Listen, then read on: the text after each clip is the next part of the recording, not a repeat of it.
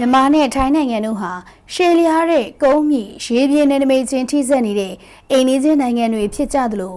တူညီတဲ့ရှင်ကျေးမှုဓလေ့ထုံးတမ်းဘာသာတရားနဲ့သမိုင်းဝင်ချစ်ကြည်ရေးအခြေခံကောင်းတွေရှိတဲ့ညီရင်းအကိုမောင်ရင်းနှမလိုတန်ရောစဉ်ခိုင်မြဲတဲ့အိမ်နီးချင်းကောင်မိတ်ဆွေစစ်တွေဖြစ်ပါတယ်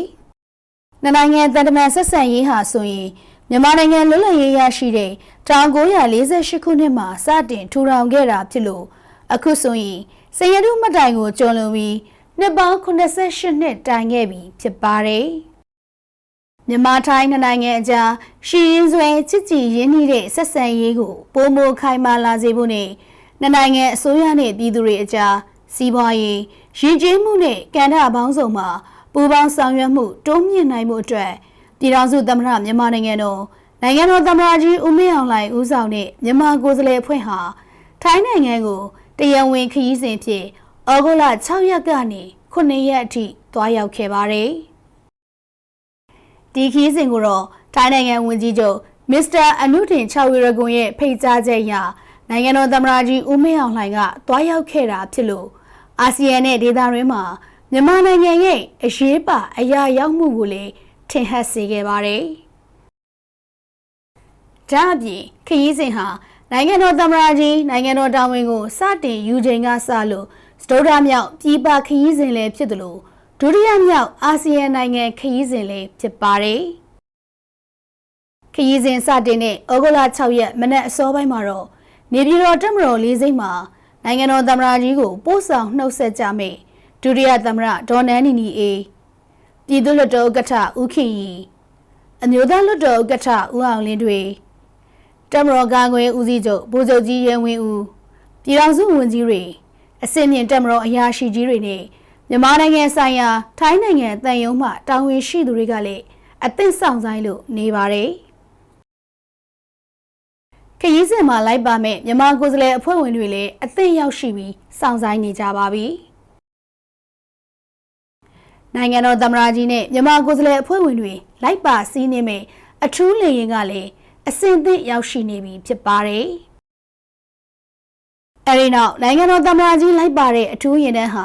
လေဆိပ်တွင်းကိုဝင်ရောက်လာခဲ့ပါတယ်။နိုင်ငံတော်သမ္မတကြီးဟာလေဆိပ်ကိုရောက်ရှိချိန်မှာခရီးဦးကျိုပြုနေသူတွေကိုပြုံးရွှင်စွာနဲ့နှုတ်ဆက်ပါတယ်။ဆက်လက်ပြီးအထူးလေယာဉ်ပေါ်သွားရလမ်းတစ်လျှောက်စောင့်ကြိုနေသူတွေကိုတယောက်ချင်းရင်းနီးနီးလက်ဆွဲနှုတ်ဆက်ပါတယ်။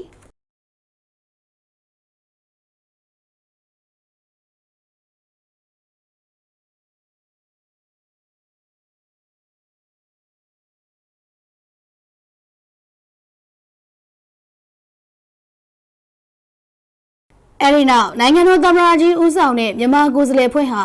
အသင်ဆောင်ဆိုင်နေတဲ့အထူးလေယာဉ်ပေါ်တက်ရောက်ကြပြီးလေယာဉ်ရှိဝင်ပေါက်နားမှာနိုင်ငံတော်သမ္မတကြီးကပို့ဆောင်နှုတ်ဆက်သူတွေကိုထပ်မံလက်ပြနှုတ်ဆက်ခဲ့ပါသေးတယ်။အဲဒီနောက်နိုင်ငံတော်သမ္မတကြီးဦးဆောင်တဲ့မြန်မာကိုယ်စားလှယ်အဖွဲ့လိုက်ပါလာတဲ့အထူးလေယာဉ်ဟာတိမ်တိုက်တွေတဲ့တိုးဝှေ့ပြန်တက်သွားပြီးအိမ်နီးချင်းထိုင်းနိုင်ငံစီကို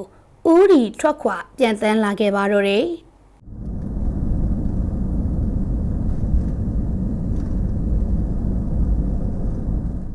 ခရီးစဉ်မှာတော့နိုင်ငံတော်သမ္မတကြီးနဲ့အတူပြည်ထောင်စုဝန်ကြီးတွေဖြစ်ကြတဲ့ဦးခင်မောင်ရီဦးတင်မောင်ဆွေဦးကိုကိုလွင်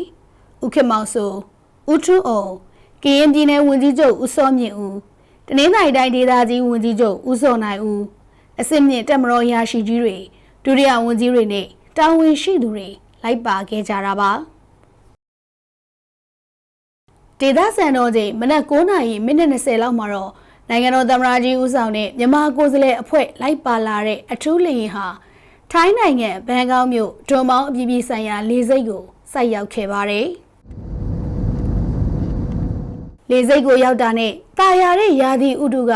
နိုင်ငံတော်သမ္မတကြီးဦးဆောင်တဲ့မြန်မာကိုယ်စားလှယ်အဖွဲ့ကိုအသင့်စီးကြိုလို့နေပါတယ်။နိုင်ငံတော်သမ္မတကြီးအထူးလေယာဉ်ပေါ်ကဆင်းလာတာနဲ့ထိုင်းနိုင်ငံဒုတိယဝန်ကြီးချုပ်နှင့်နိုင်ငံခြားရေးဝန်ကြီးမစ္စတာစီဟာဆတ်ဖူဝွန်ကိတ်ကဲဝူဦးဆောင်တဲ့အစင်းမြင့်အရာရှိကြီးတွေနဲ့တာဝန်ရှိသူတွေ ထိုင်းနိုင်ငံဆိုင်ရာမြန်မာနိုင်ငံတန်အမတ်ကြီးဦးစောစောစိုးနေစနီး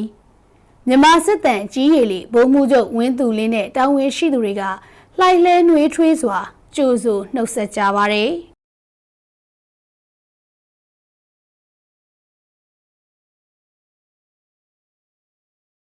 ထိုင်းပြည်တပ်မတော်ဂုံပြုတပ်ဖွဲ့ကလည်းနိုင်ငံအကြီးအကဲတွေကိုကြိုးဆိုဂုံပြုတဲ့ဒလိထုံးစံအစင်လာနဲ့ညီ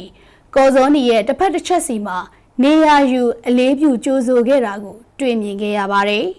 ။ဒါအပြင်ဂုံပြုအမြောက်တပ်ဖွဲ့ကလည်းအမြောက်21ချက်ပြစ်ပေါက်ခါဂုံပြုကြိုးဆိုခဲ့ကြပါတယ်။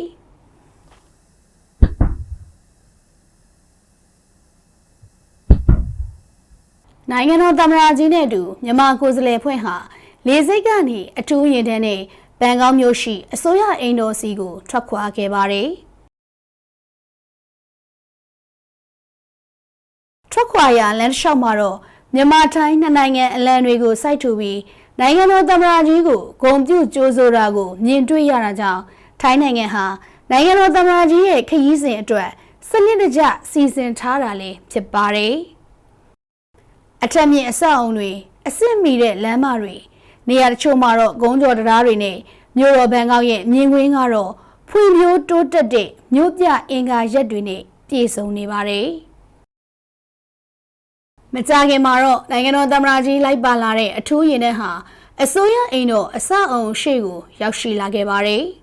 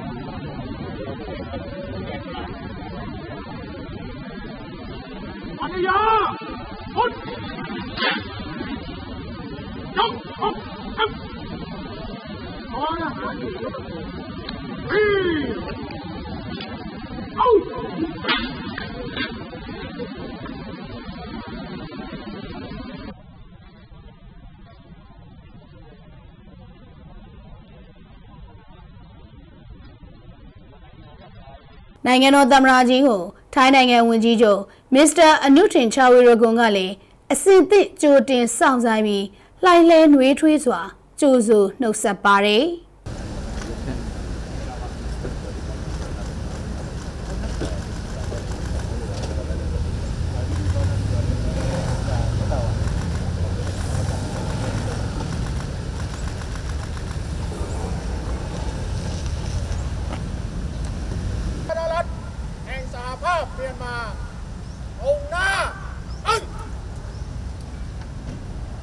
အဲဒီနောက်နှစ်နိုင်ငံအကြီးအကဲနှစ်ဦးဟာအလေးပြုခံစင်မြင့်ထက်မှနေရာယူကြပြီးတိုင်းပြည်တပ်မတော်ဂုဏ်ပြုတပ်ဖွဲ့ကနှစ်နိုင်ငံတော်သချင်းတွေနဲ့တီးမှုဂုဏ်ပြုကအလေးပြုခြင်းကိုခံယူခဲ့ပါတယ်။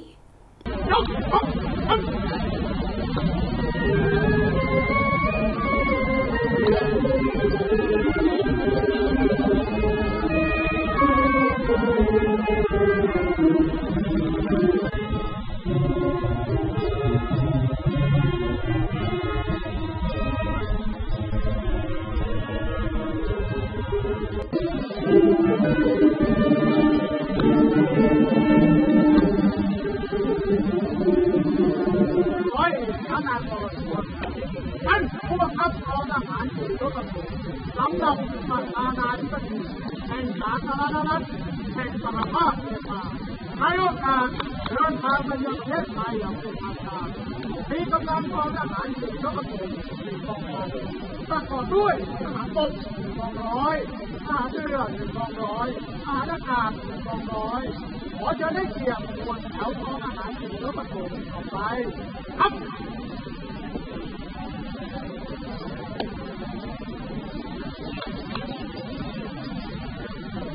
အဲဒီနောက်မှာတော့နိုင်ငံအကြီးအကဲ2 ဦးဟာဂုံပြူတပ်ဖွဲ့အလံကိုအလေးပြုပြီးဂုံပြူတပ်ဖွဲ့ကိုရှောက်လှမ်းစစ်ဆေးခဲ့ပါတယ်။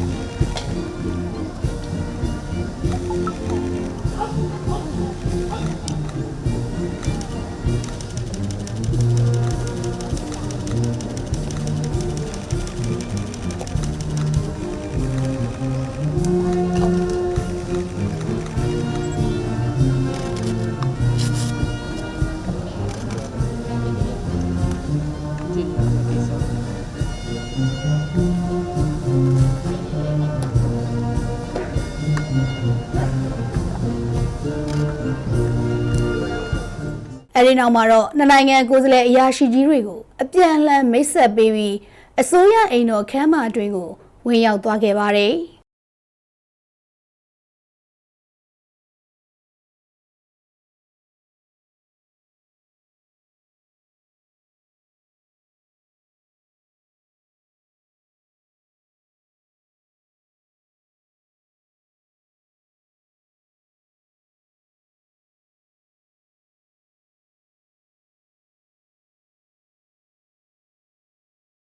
ဆက်လက်ပြီးနိုင်ငံအကြီးအကဲ2 ဦးဟာအစိုးရအိမ်တော်ခန်းမမှာမှတ်တမ်းတင်ဓာတ်ပုံရိုက်ကြပါတယ်။အဲဒီနောက်နိုင်ငံတော်သမ္မတကြီးဟာထိုင်းဘုရင်မင်းမြတ်ရဲ့မေတော်မိဖုရားကြီးကွင်းသီရိခေတ်ရဲ့တော်ဝင်ပုံတူပကြီးကားကိုအယိုသေးပြုပြီးထိုင်းနိုင်ငံအစိုးရအိမ်တော်ဧည့်သည်တော်မှတ်တမ်းစာအုပ်မှာလက်မှတ်ရေးထိုးပါတယ်။အဲဒီနောက်မှာတော့နိုင်ငံတော်သမ္မတကြီးနဲ့ထိုင်းနိုင်ငံဝန်ကြီးချုပ်တို့ဟာပြည်ထောင်စုဝန်ကြီးတွေဖြစ်ကြတဲ့ဦးခင်မောင်ရီဦးတမောင်ဆွေမြန်မာနိုင်ငံဆိုင်ရာထိုင်းနိုင်ငံတန်အမတ်ကြီးဦးစောစောစိုးနိုင်ငံတာဝန်ရှိသူတွေနဲ့အတူအစိုးရအိမ်တော်ဧကမ်းမှာသီးသန့်တွေ့ဆုံဆွေးနွေးကြပါတယ်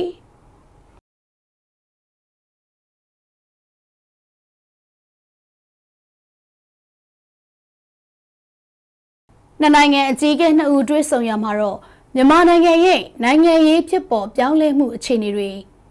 နိုင်ငံနယ်စပ်ဒေသတည်ငြိမ်အေးချမ်းရေးနဲ့ငြိမ်းချမ်းရေးလုပ်ငန်းစဉ်တွေမှာနိုင်ငံပူးပေါင်းဆောင်ရွက်နေမှု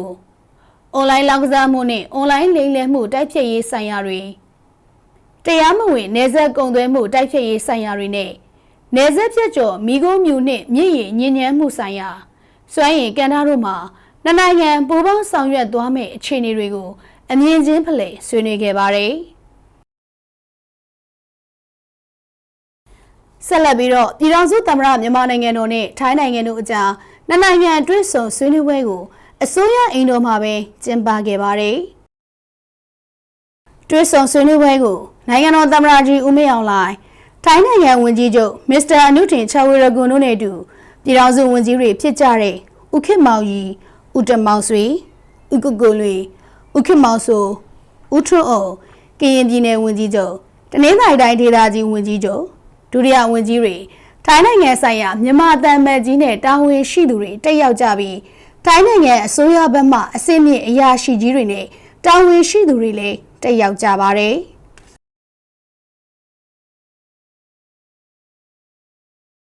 တွေးဆုံဆွေးနွေးရမှာထိုင်းနိုင်ငံဝန်ကြီးချုပ်ကမိမိတို့နှစ်နိုင်ငံဟာအိမ်နီးချင်းကောင်းမိတ်ဆွေကောင်းနိုင်ငံတွေဖြစ်ပြီးမြန်မာနိုင်ငံဟာထိုင်းနိုင်ငံအတွက်ယုံကြည်စိတ်ချရတဲ့နိုင်ငံဖြစ်တယ်လို့နှစ်နိုင်ငံအကြားရှေ့လျားတဲ့နေနမိတ်ထိစပ်နေတာနဲ့အတူငြိမ်းချမ်းရေးနဲ့ဖွံ့ဖြိုးတိုးတက်ရေးတို့ကလည်းအပြန်အလှန်ဆက်ဆက်နေတယ်လို့ပြောပါတယ်။အာဆီယံအဖွဲ့အတွင်းမြန်မာနိုင်ငံအနေနဲ့မူလအခြေအနေလိုပြန်လည်ပါဝင်နိုင်ရေးအတွက်ထိုင်းနိုင်ငံကလိုလားတယ်လို့လည်းထိုင်းနိုင်ငံဝန်ကြီးချုပ်ကပြောကြားခဲ့ပါတယ်။အဲဒီနောက်နိုင်ငံတော်သမ္မတကြီးကမြန်မာနိုင်ငံအနေနဲ့ဒီမိုကရေစီလမ်းကြောင်းပေါ်ကိုပြန်လည်အခြေချပြီးပုံမကောင်းမွန်တဲ့အနာဂတ်စီကိုဥတီရှောက်လှမ်းနေပြီဖြစ်တယ်လို့အစိုးရသစ်အနေနဲ့လက်ရှိမှာနိုင်ငံတော်တည်ငြိမ်အေးချမ်းရေးငြိမ်းချမ်းရေးနဲ့အမျိုးသားပြန်လည်စည်းလုံးညီညွတ်ရေးကိုဦးစားပေးဆောင်ရွက်နေတယ်လို့ပြောပါတယ်။နိုင်ငံတကာဆက်ဆံရေးမှာလည်းအိန္ဒိယနဲ့ဒေသတွင်းမိတ်ဖက်နိုင်ငံတွေနဲ့ချစ်ကြည်ရင်းနှီးတဲ့ဆက်ဆံရေးကိုထိန်းသိမ်းပြီးအာဆီယံနဲ့လည်းပုံမှန်ဆက်ဆံရေးပြန်လည်ရရှိဖို့အလေးထားဆောင်ရွက်သွားမယ်လို့လည်းပြောပါတယ်။တွစ်ဆုံပွဲပြီးမှာပြည်ထောင်စုသမ္မတမြန်မာနိုင်ငံတော်နဲ့ထိုင်းနိုင်ငံတို့အကြားနားလည်မှုစာချုပ်လွှာနဲ့သဘောတူစာချုပ်လဲလှယ်တဲ့အခမ်းအနားကိုဆက်လက်ကျင်းပပါတယ်။မြန်မာနိုင်ငံနဲ့ထိုင်းနိုင်ငံတို့အကြားအလုပ်သမားရေးရာပူးပေါင်းဆောင်ရွက်မှုနားလည်မှုစာချုပ်လွှာလုပ်သားများခံထားရေးဆိုင်ရာသဘောတူညီချက်အာကာသနည်းပညာဆိုင်ရာဖွံ့ဖြိုးတိုးတက်ရေးနားလည်မှုစာချုပ်လွှာနယ်နိမိတ်နှင့်နယ်စပ်ဖြတ်ကျော်မြစ်များ၏ရေအရေးသွေးစီမံခန့်ခွဲမှုဆိုင်ရာပူးတွဲလုပ်ငန်းအဖွဲ့၏လုပ်ငန်းလမ်းညွှန်များစတဲ့သဘောတူစာချုပ်နှင့်နားလည်မှုစာချုပ်လွှာ၄ခုတို့ကိုနှစ်နိုင်ငံသက်ဆိုင်ရာကန်တာအလိုက်တာဝန်ရှိသူတွေကနိုင်ငံတော်သမ္မတကြီးဦးမင်းအောင်လှိုင်နဲ့ထိုင်းနိုင်ငံဝန်ကြီးချုပ်မစ္စတာအနုတင်ချာဝီရကွန်တို့ရဲ့ရှေ့မှောက်မှာလဲလှယ်ခဲ့ကြပါတယ်။အဲဒီနောက်နိုင်ငံတော်သမ္မတကြီးကအစိုးရအိမ်တော်ကနေပြန်လည်ထွက်ခွာရာထိုင်းနိုင်ငံဝန်ကြီးချုပ်ကနိုင်ငံတော်သမ္မတကြီးလိုက်ပါစီးနှင်းမဲ့အထူးရင်တဲ့နေရာအထိရင်းရင်းနှီးနှီးလိုက်ပါနှုတ်ဆက်ခဲ့ပါတယ်။နေ့လယ်ပိုင်းမှာတော့နိုင်ငံတော်သမ္မတကြီးဟာဘန်ကောက်မြို့ Queen Thirikhet National Convention Center မှာကျင်းပတဲ့မြန်မာထိုင်းစီးပွားရေးဖိုရမ်ကိုတက်ရောက်ခဲ့ပါတယ်။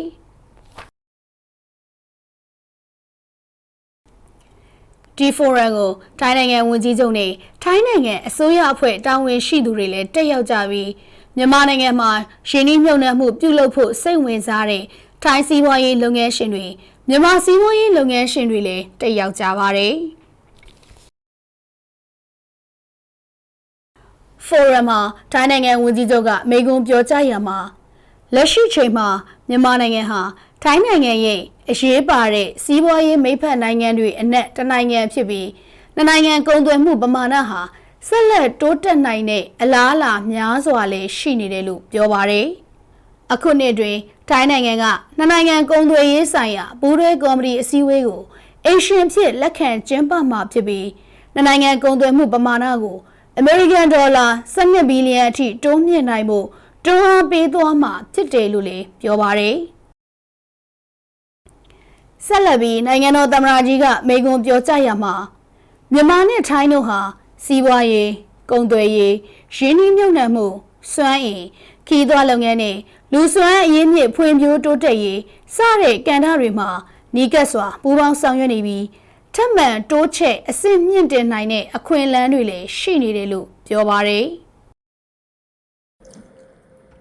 ယနေ့ကျင်းပပြုလုပ်တဲ့မြန်မာထိုင်းစီးပွားရေးဖိုရမ်ကိုတက်ရောက်လာကြတဲ့ဆီရိုနိုင်ငံထိုင်းနိုင်ငံဝန်ကြီးချုပ်မစ္စတာအနုတင်ချာရီဝကွန်မြန်မာထိုင်းနိုင်ငံမှာအစိုးရကိုယ်စားလှယ်များနဲ့စီးပွားရေးလုပ်ငန်းရှင်များမိဖက်များနဲ့တရားတော်သူများအားလုံးကျက်တည်မင်္ဂလာပေါင်းနဲ့ပြည့်စုံပါစေကြောင်းဥဒ္ဒနကွန်းဆက်တာလည်းပါတယ်ဆဝတ်စ်ကကျွန်တော်ရဲ့ထိုင်းနိုင်ငံခီးစဉ်မှာအခုလိုနှစ်နိုင်ငံစီးပွားရေးပူးပေါင်းဆောင်ရွက်မှုမြင့်တင်နိုင်ဖို့အတွက်အရေးပါတဲ့မြန်မာတိုင်းစီးပွားရေးဖိုရမ်ကိုတက်ရောက်မိန့်ခွန်းပြောကြားရတဲ့ကြောင့်လည်းထူးပြီးဂုဏ်ယူဝမ်းမြောက်မိပါတယ်ဖိုရမ်ကိုအောင်မြင်စွာစီစဉ်ကျင်းပပေးတဲ့မြန်မာထိုင်းမြန်မာချစ်ကြည်ရေးအသင်းကတာဝန်ရှိသူပုဂ္ဂိုလ်များကိုလည်းကျေးဇူးတင်ရှိကြောင်းပြောကြားလိုပါတယ်ဖိုရမ်ရဲ့မြန်မာထိုင်းစီးပွားရေးမိဖက်ပူးပေါင်းဆောင်ရွက်မှုမြင့်တင်ရေးအနာဂတ် နနာကနဲ့ဆာမင်းနာတိဆိုတဲ့ခေါင်းစဉ်နဲ့ညီနိုင်ငံအကြားအပြန်အလှန်အကျိုးပြုမဲ့စီးပွားရေးမိဘစီးပွားရေးပူးပေါင်းဆောင်ရွက်မှုဟာကမ္ဘာကြီးမှာလက်ရှိဖြစ်ပေါ်နေတဲ့ခမရခက်ခဲပြီးအပြောင်းလဲမြန်ဆန်လွန်းလာတဲ့စီးပွားရေးဆိုင်ရာစေကုန်မှုတွေကိုကြံ့ကြံ့ခိုင်နေတဲ့ဆာမင်းနာတိတရားဖွင့်နိုင်ပဲလို့လဲကျွန်တော်ယုံကြည်ပါတယ်အဲ့ဒါတော့မြတ်ခင်ဗျာမြန်မာနိုင်ငံနဲ့ထိုင်းနိုင်ငံတို့ဟာရှည်လျားတဲ့ကုန်းမြေရေပြင်နယ်နိမိတ်ချင်းထိစပ်နေတဲ့နိုင်ငံချင်းများဖြစ်ုံတမကတူညီတဲ့ရေကျင်းမှုဒိဋ္ဌထုံတန်းစင်လာဘာသာတရားနဲ့တမန်ဝင်ချစ်ကြည်ရေးအခြေခံကောင်းများရှိတဲ့ရင်းအကူမောင်နှမတို့တားစီရှာမြဲတဲ့အင်းကြီးကောင်းတွေဝိစေဆွတ်တွေဖြစ်ကြပါတယ်။နိုင်ငံတမန်ဆက်ဆံရေးမြန်မာနိုင်ငံလွတ်လပ်ရရှိခဲ့တဲ့1948ခုနှစ်ကစတင်ထူထောင်ခဲ့ပြီးအခုဆိုရင်စေတုမှတ်တိုင်ကိုကျော်လွန်လို့နှစ်ပေါင်း88နှစ်တိုင်ခဲ့ပြီလဲဖြစ်ပါတယ်။တမန်ဆက်ဆံရေးထူထောင်မှုနှစ်90ပြည့်တဲ့2018ခုနှစ်မှာနိုင်ငံဆက်ဆံရေးကိုမဟာဗျူဟာမြောက်မိဖက်ဆက်ဆံရေး Natural Strategic Partnership ဖြင့်အဆင့်မြင့်တင်နိုင်ခဲ့ပါတယ်။အခုခေတ်မှာလည်းမြန်မာထိုင်းပြည်သူများကြားချစ်ကြည်ရင်းနှီးမှုနဲ့စီဝဲပူအောင်ဆောင်ရွက်မှုတွေကိုပုံမအားကောင်းခိုင်မာစေပြီးဒေသတွင်းစီဝိုင်းဖွံ့ဖြိုးမှုတွေကိုလည်းအားပေးမြင့်တင်နိုင်မယ်လို့လည်းကျွန်တော်ယုံကြည်ပါတယ်။ဒါပြင်မြန်မာထိုင်းနိုင်ငံစလုံးဟာဒေသတွင်းဘက်စုံစီဝိုင်းပူးပေါင်းဆောင်မှုသဘောတူစာချုပ်အာဆီယံ base step တို့မှာလည်းဒေသတွင်းပြည်သူတွေကိုအကျိုးရှိစေမဲ့ပူးပေါင်းဆောင်ရွက်မှုပြည့်တင်ရရည်ရွယ်ပြီးအထူးတူကပူးပေါင်းဆောင်ရွက်လျက်ရှိနေကြပါတယ်ထို့ဒီပဲဒေသတွင်းတရားဝါပြောမှုနဲ့စီဝိုင်းဖွံ့ဖြိုးတိုးတက်မှုတို့အတွက်ဥတီဆောင်ရွက်နေတဲ့မဟာမဲခေါင်ဒေသ Greater Mekong Sub-region GMS မဲခေါင်လန်ချန်းပူးပေါင်းဆောင်ရွက်မှုမဲခေါင်လန်ချန်း Cooperation ARD ကြောက်ဖျက်မဲခေါင်စီဝိုင်းဆောင်ရွက်မှုမဟာဗျူဟာ ACMEC စတဲ့အစီအစဉ်တွေမှာလည်းနီးနီးကပ်ကအထူးတူကပူးပေါင်းပါဝင်အကောင့်တွေပေါ်ဆောင်ရွက်လေရှိနေပါတယ်မြန်မာနိုင်ငံအနေနဲ့စင်ခုံမှုတွေနဲ့ရင်ဆိုင်ရတဲ့အချိန်တိုင်းမှာထိုင်းနိုင်ငံဟာမိတ်ဆွေကွန်ပျူတာဆိုတာအစီရက်တည်ပေးခဲ့ပြီးနားလည်မှုယုံကြည်မှုနဲ့အပြန်အလှန်လေးစားမှုတွေကိုအခြေခံလို့ကုညီပံ့ပိုးပေးလို့အတွက်လည်းအတိမတ်ပြုကျေးဇူးတင်ကြောင်းလည်းပြောချလိုပါတယ်အဲ့ဒါတော့မြတ်ခင်ဗျာမြန်မာနဲ့ထိုင်းနိုင်ငံတို့ဟာအာဆီယံဖွဲ့ဝင်နိုင်ငံမှဖြစ်တဲ့ပြင်နယ်နိမိတ်ကြီးထိစပ်နေုံသမကစီဝါရေးကုန်သွယ်ရေးရင်းနှီးမြှုပ်နှံမှုစွမ်းအင်ခီးသွွားလုပ်ငန်းနဲ့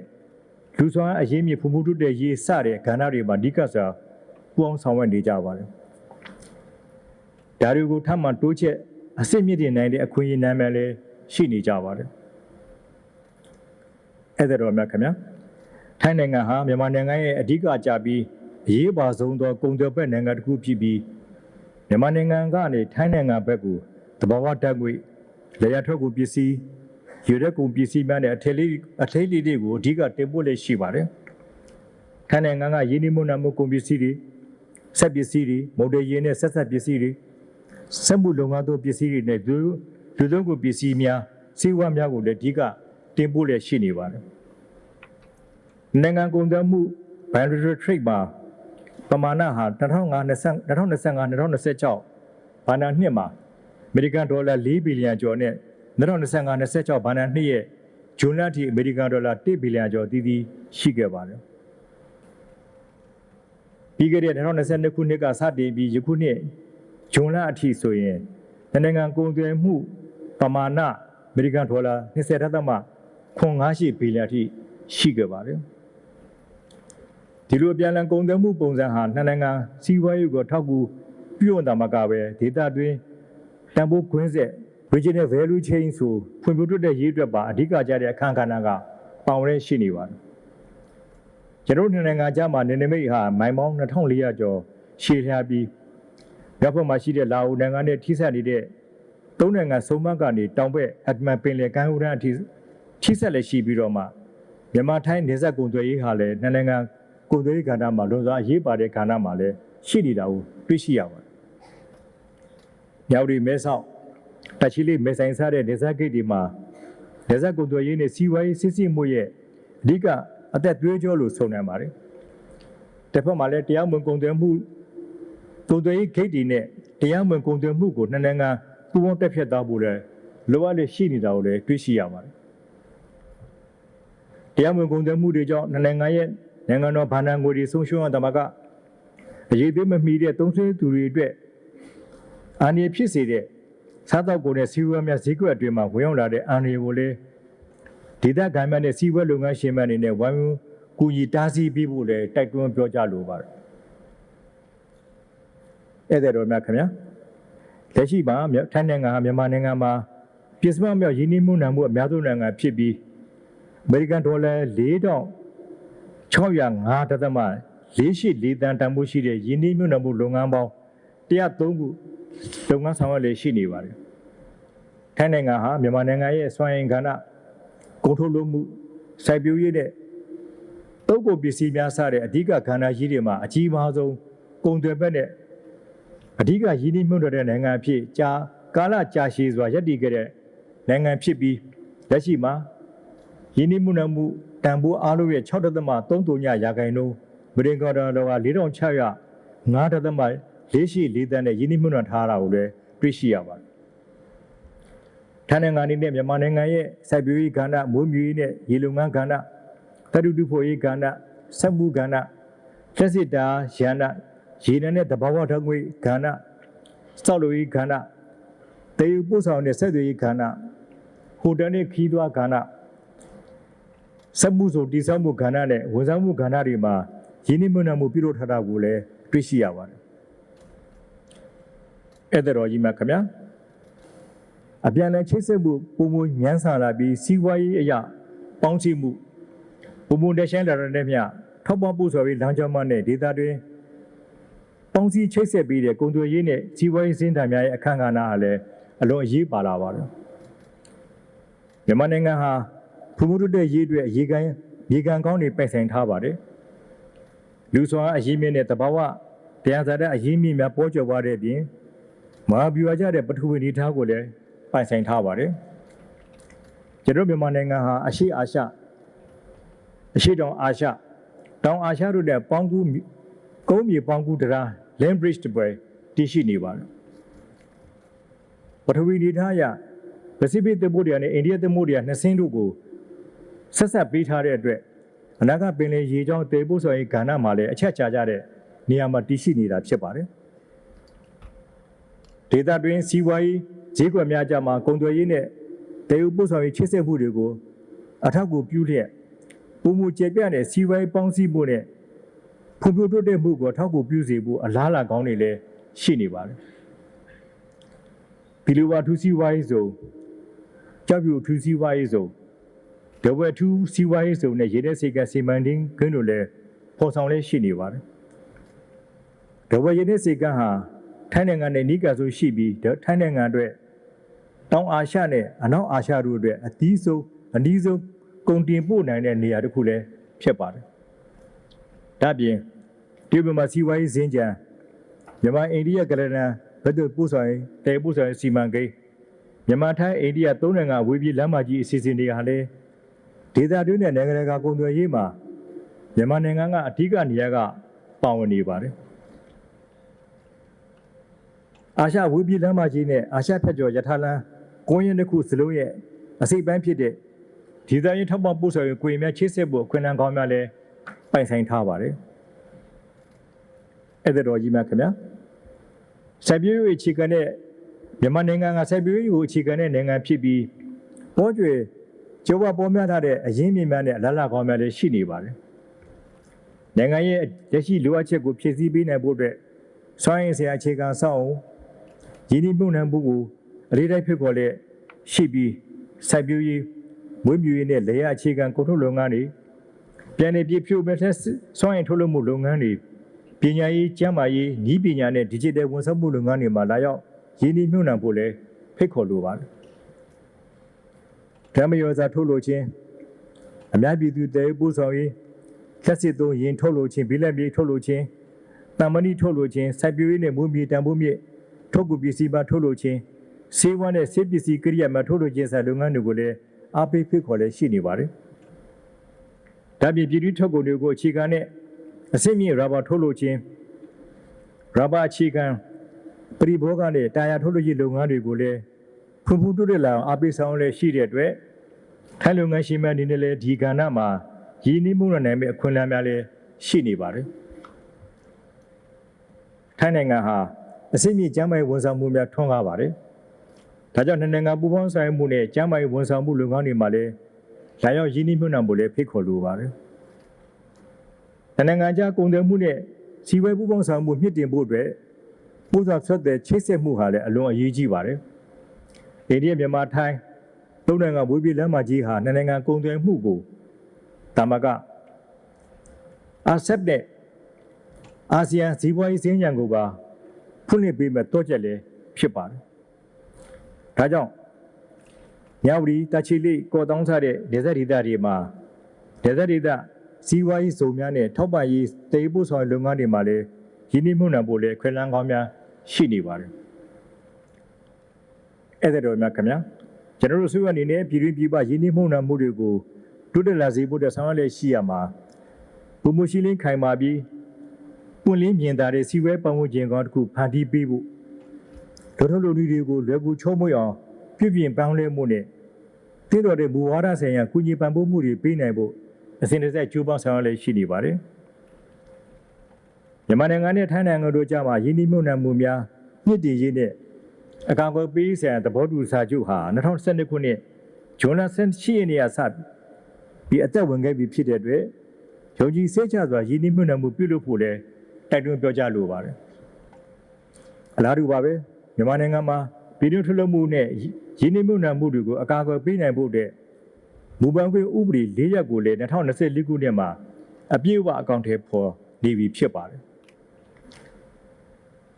လက်ရှိမှာမြန်မာနဲ့ထိုင်းနိုင်ငံတို့ကြားမှာကုန်သွယ်မှုမြင့်တင်နိုင်ဖို့နဲ့ကုန်စည်စီးဆင်းမှုမြန်ဆန်ချုံးပွေစေဖို့တဲ့ထိုင်းမြန်မာနှစ်နိုင်ငံအတွက်ဒေသဒေသမှာမြန်မာကျပ်ငွေနဲ့ဘတ်ဓာတ်ရိုက်အသုံးပြုပေးချေနိုင်ဖို့ကိုလည်း2022ခုနှစ်ကနေစတင်ခဲ့ပြီးဖြစ်ပါတယ်ဒီနှစ်နိုင်ငံကုန်သွယ်မှုတမကနှစ်နိုင်ငံစီးပွားရေးပူးပေါင်းဆောင်မှုတွေအတွက်လည်းများစွာအထောက်အကူပြုဆောင်နေမှာလည်းဖြစ်ပါတယ်ကျွန်တော်တို့အစိုးရအနေနဲ့အရေးကြီးပြုပါပြီးတန်ယုံမှုရှိတဲ့ရင်းနှီးမြှုပ်နှံမှုတွေကိုအထူးအားပေးဖိတ်ခေါ်နေပြီး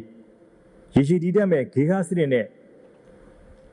စီးပွားရေးဟန်ချက်ညီဖို့ရှိစေဖို့တည်းလည်းအလေးထားဆောင်ရွက်လက်ရှိနေပါတယ်နိုင်ငံတော်အနေနဲ့လိုအပ်တာတွေကိုအတတ်နိုင်ဆုံးပံ့ပိုးပေးသွားမှာဖြစ်ကြောင်းလည်းပြောကြားလိုပါတယ်ကျွန်တော်တို့ဆိုရအနေနဲ့နိုင်ငံတွင်းစီးပွားရေးပတ်ဝန်းကျင်နဲ့ရင်းနှီးမြှုပ်နှံမှုပတ်ဝန်းကျင်ပုံပုံကောင်းမွန်လာစေဖို့အတွက်စီးပွားရေးဆိုင်ရာပြည်ပြင်ပြောင်းလဲမှုတွေဥပမာလက်စစ်သုံးရေမြန် EV ပြန်တိုးတက်ရေးနဲ့ဆက်ဆက်လုပ်ငန်းတွေမှာရင်းနှီးမြှုပ်နှံနေဖို့အတွက်လည်းအကောက်အခွန်နှုန်းထားများကိုလည်းလျှော့ချပေးလျက်ရှိနေပါတယ်အထူးသဖြင့်လူတို့လူတွေများကိုပြန်လည်သုံးသပ်ခြင်းဒေသတွင်းမိဖက်နိုင်ငံတွေကစီးပွားလုပ်ငန်းရှိမှနဲ့ပူးပေါင်းဆောင်ရွက်ခြင်းမှတစဉ်အသေးစားအငယ်စားနဲ့အလတ်စားစီးပွားလုပ်ငန်းများဖွံ့ဖြိုးတိုးတက်စေဖို့လည်းကြိုးပမ်းဆောင်ရွက်လည်းရှိနေပါတယ်အသေးစားအငယ်စားနဲ့အလတ်စားစီးပွားလုပ်ငန်းများ MSME တွေဟာကျွန်တော်တို့နိုင်ငံရေးစီးပွားရေးမောင်းနှင်အားလည်းဖြစ်ပါတယ်လုပ်ငန်းစဉ်များကိုပုံမှုလွယ်ကူအောင်မြင်အောင် digital စနစ်ကိုအသွင်ကူးပြောင်းဆောင်ရွက်လည်းရှိရမှာမြန်မာ digital လမ်းပြမြေပုံ2030ကိုလည်းရေးဆွဲဖော်ဆောင်လည်းရှိနေပါတယ်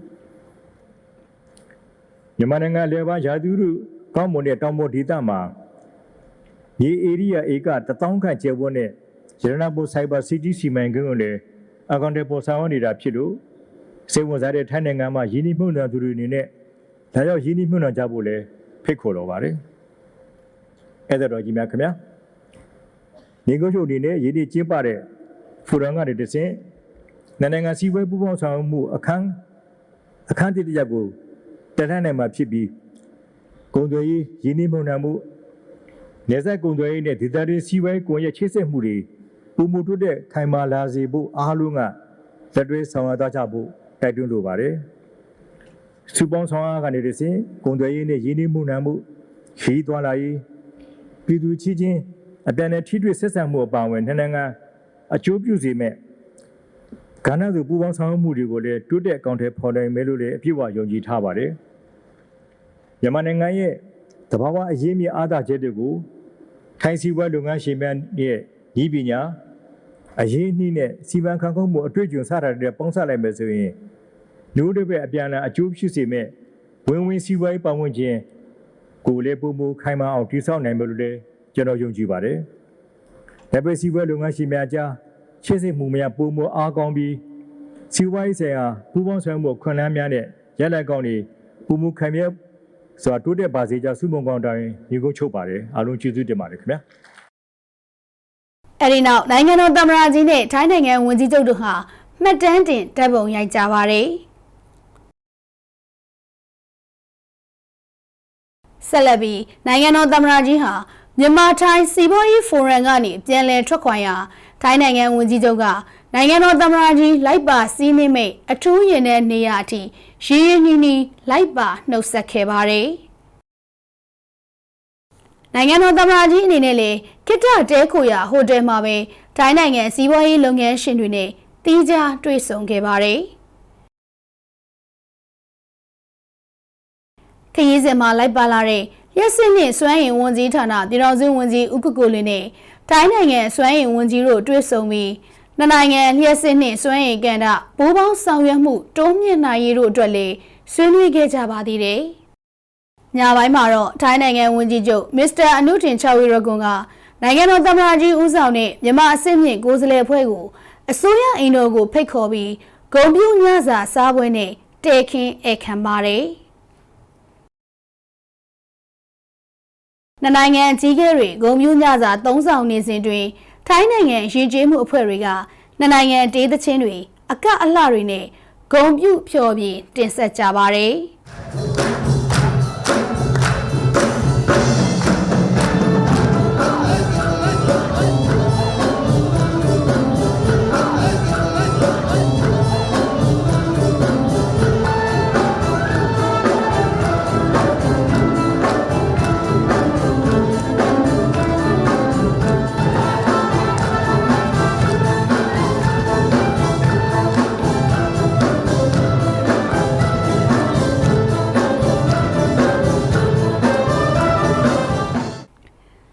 ဂုဏ်ပြုညစာသုံးဆောင်ပြီးမှတော့နိုင်ငံတော်သမ္မတကြီးနဲ့ထိုင်းနိုင်ငံဝန်ကြီးချုပ်တို့ဟာဂုဏ်ပြုဖျော်ဖြေတင်ဆက်ခဲ့ကြတဲ့ထိုင်းနိုင်ငံရည်ကြည်မှုအဖွဲ့တွေကိုဂုဏ်ပြုပန်းစည်းပေးရခဲ့ပြီးရင်းရင်းနှီးနှီးနှုတ်ဆက်ခဲ့တယ်လို့သိရပါတယ်။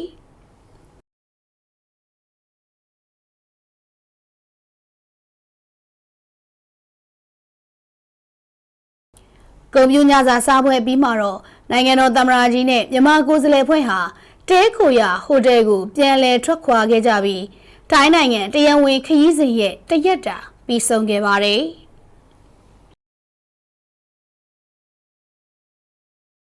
ခရီးစဉ်ဒုတိယရက်ဩဂုတ်လ9ရက်မနက်ပိုင်းမှာတော့နိုင်ငံတော်သမ္မတကြီးနဲ့မြန်မာကိုယ်စားလှယ်အဖွဲ့ဝင်တွေဟာ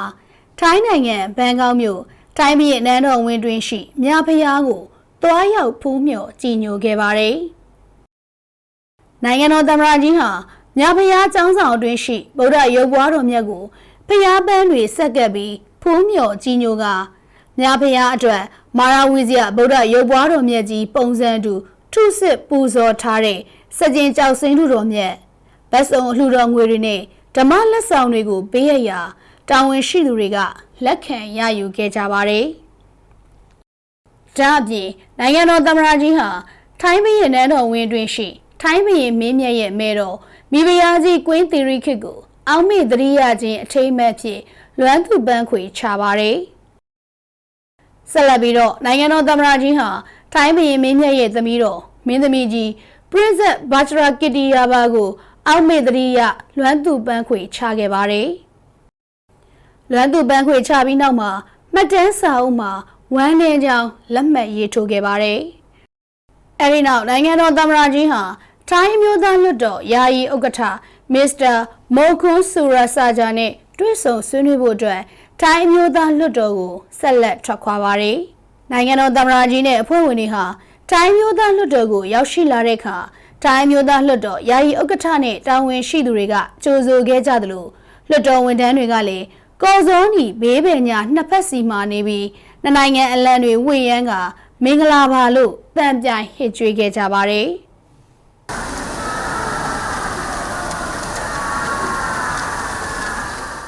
ဒီနောက်မှာတော့နိုင်ငံတော်သမ္မတကြီးထိုင်းမျိုးသားလွှတ်တော်ယာယီဥက္ကဋ္ဌနဲ့တာဝန်ရှိသူတွေဟာ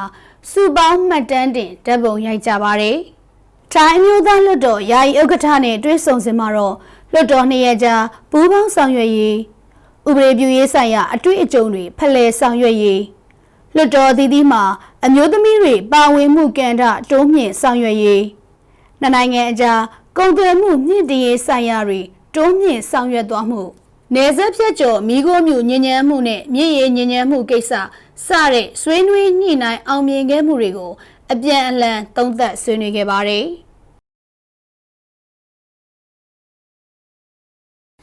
ထိုင်းနိုင်ငံကိုအကြောင်းမျိုးမျိုးနဲ့ရောက်ရှိနေကြတဲ့မြန်မာနိုင်ငံသားတွေနဲ့မြန်မာအလုပ်သမားတွေရဲ့အခွင့်အရေးတွေပြေဝစွာရရှိစေရေး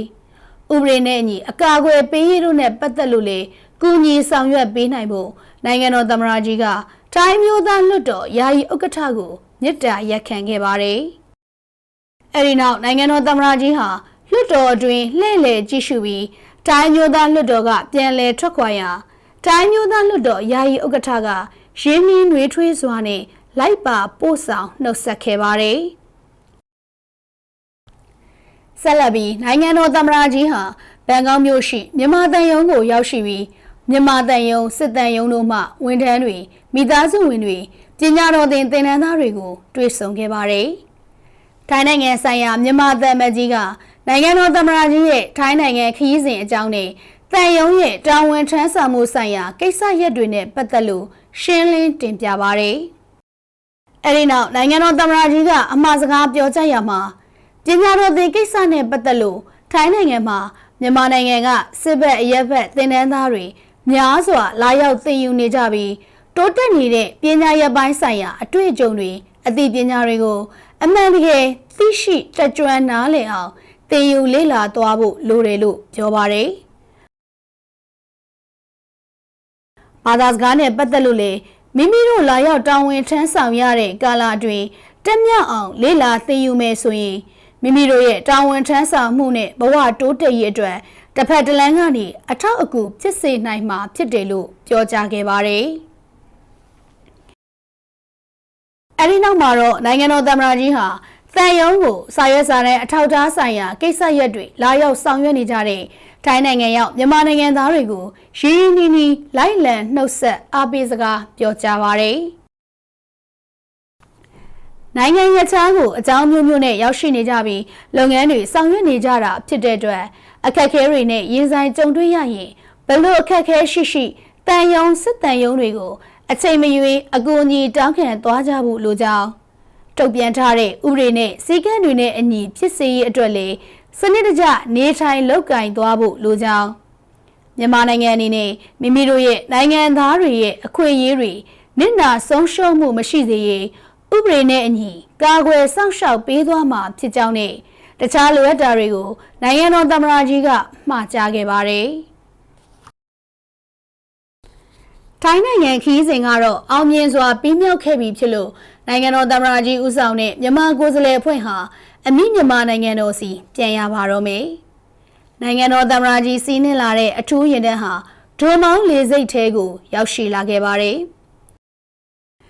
နှစ်နိုင်ငံအလံတွေတလူလူလွှင့်ထားမှုနဲ့အတူအပြောင်ရောင်နောက်ခံကားချက်ကြီးပေါ်မှာတော့နှစ်နိုင်ငံအလံတော်တစ်စိမ့်နဲ့ပြည်ထောင်စုသမ္မတမြန်မာနိုင်ငံတော်သမ္မတဦးမင်းအောင်လှိုင်အားနှွေးထွေးလှိုက်လဲစွာကြိုးဆိုပါ၏ဆိုတဲ့စာသားနဲ့ခံညာထဲဝါစွာကြိုးဆိုမှုကိုလည်းတွေ့ရပါတယ်။နိုင်ငံတော်သမ္မတကြီးနဲ့မြန်မာကိုယ်စားလှယ်အဖွဲ့ဝင်တွေကိုထိုင်းနိုင်ငံဝန်ကြီးချုပ်မစ္စတာအနုတင်ချဝီရဂွန်ကိုရိုင်ဦးဆောင်တဲ့ထိုင်းနိုင်ငံအစစ်မြစ်အရာရှိကြီးတွေနဲ့တာဝန်ရှိသူတွေက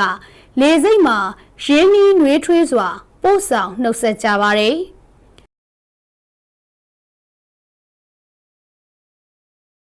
ပို့ဆောင်နှုတ်ဆက်စဉ်တိုင်းမင်းတပ်မတော်ဂုံပြူတပ်ဖွဲ့ကလည်းကော်စောနီရဲ့တစ်ဖက်တစ်ချက်စီမှာနေရာယူအလေးပြုပြီးဂုံပြူနှုတ်ဆက်တာကိုတွေ့မြင်ခဲ့ရပါတယ်။နှစ်နိုင်ငံအကြီးအကဲနှစ်ဦးဟာကော်စောနီခင်းထားရာရှောင်းလန်းတစ်လျှောက်အပြုံးကိုစီနဲ့တည်ငြိမ်စွာရှောင်းလန်းလာပါတယ်။ထိုင်းနိုင်ငံဝန်ကြီးချုပ်ကအထူးလေယာဉ်ပေါ်တက်ခါနီးထိနိုင်ငံတော်သမ္မတကြီးကိုလိုက်ပါပို့ဆောင်ပါတယ်။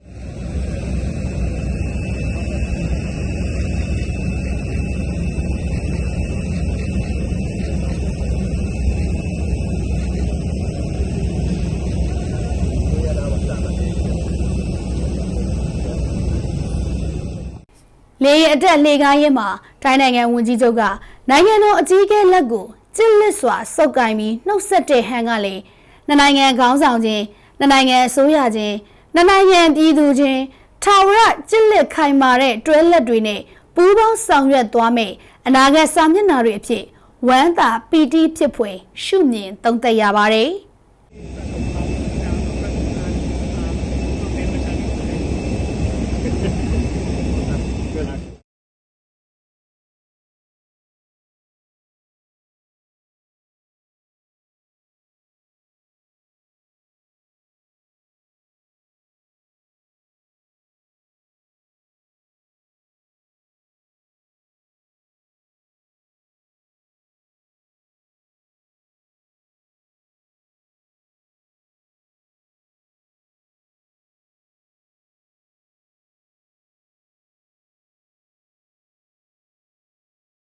အဲဒီနောက်နိုင်ငံတော်သမ္မတကြီးဦးဆောင်တဲ့မြန်မာကိုယ်စားလှယ်အဖွဲ့လိုက်ပါလာတဲ့အထူးလေယာဉ်ဟာတိမ်တိုက်တွေကြားကိုထိုးဖောက်ပြန်တန်းရင်းအမီးမြန်မာနိုင်ငံရဲ့မြို့တော်နေပြည်တော်တပ်မတော်လေဆိပ်ကိုဆင်းသက်ရောက်ရှိခဲ့ပါတယ်။နိုင်ငံတော်သမ္မတကြီးကိုဒုတိယသမ္မတတွေဖြစ်ကြတဲ့ဦးညိုစောဒေါ်နန်းနီနီအေးပြည်သူ့လွှတ်တော်ဥက္ကဋ္ဌဦးခင်ရီအမျိုးသားလွှတ်တော်ဥက္ကဋ္ဌဦးအောင်လင်းတွေတပ်မတော်ကာကွယ်ရေးဦးစီးချုပ်ဗိုလ်ချုပ်ကြီးရဲဝင်းဦးနဲ့ပြည်ထောင်စုဝန်ကြီးတွေမြန်မာနိုင်ငံဆိုင်ရာထိုင်းနိုင်ငံတန်ယုံမှတာဝန်ရှိသူတွေကကြိုးစိုးနှုတ်ဆက်ကြတာကိုတွေ့ရပါတယ်။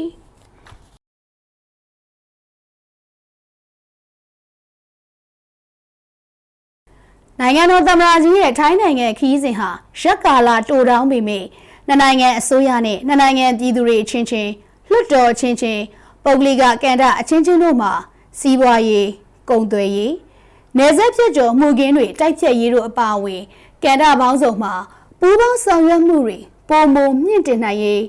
ထိုင်းနိုင်ငံကိုအကြောင်းမျိုးမျိုးကြောင့်ရောက်ရှိနေတဲ့မြန်မာနိုင်ငံသားတွေနဲ့လုပ်သားတွေရဲ့အခွင့်အရေးတွေအပြည့်အဝရရှိရေးနဲ့